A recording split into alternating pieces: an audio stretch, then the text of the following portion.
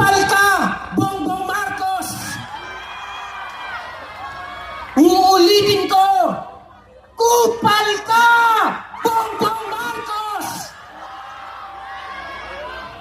Kurap, pasista, lango sa kapangyarihan, kaya kupal. Nabalitaan niyo na po ba yung nangyari kahapon sa House of Representatives?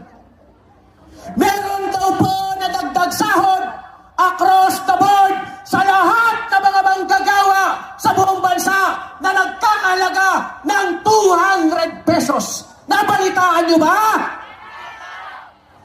Mga kababayan, yan po ay produkto na matagal na pagsasama-sama ng mga manggagawa at ordinaryong mamamayan para pwersahin ang Kongreso at ang gobyerno ni Bongbong Marcos na itaas ang sahod sa antas ng nakabubuhay. Kulang pa yan.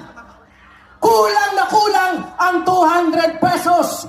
Pwes, Bongbong Marcos, hinahamon ka ng huring manggagawa na pirmahan mo a certified a certain bill ang 200 pesos para mapakinabangan na yan ng mga manggagawang Pilipino. Uulitin namin, kulang yan.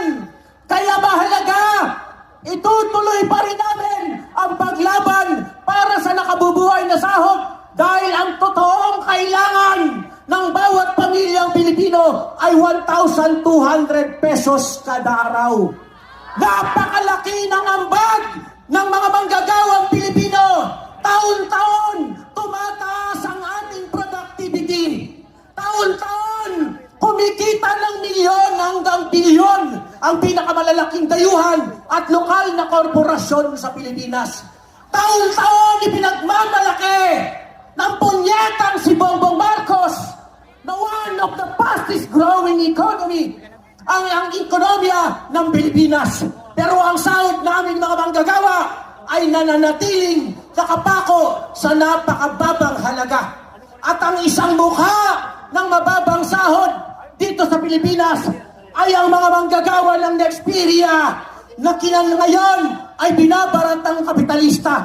Kaya mga kasama at mga kababayan, samahan natin ang mga manggagawa ng Nexperia Philippines sa kanilang papalapit na welga. Handa ba tayo? Kasamahan po natin sila. Kaya po, ang ating panawagan sa lahat ng mga manggagawang Pilipino, tuloy-tuloy na palakasin at pagkaisahin ang ating sanay